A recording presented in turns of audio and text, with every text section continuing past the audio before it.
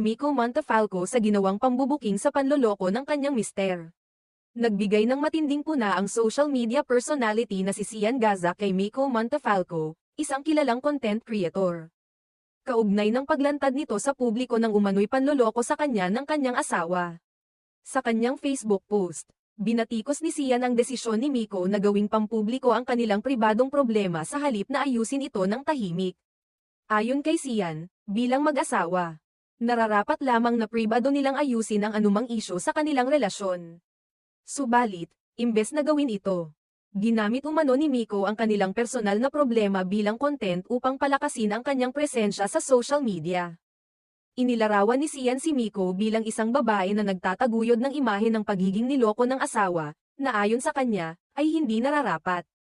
Dagdag pa ni Sian, ang paglalantad ni Miko ng kanilang problema ay maaaring magdulot ng komplikasyon sa kanyang buhay,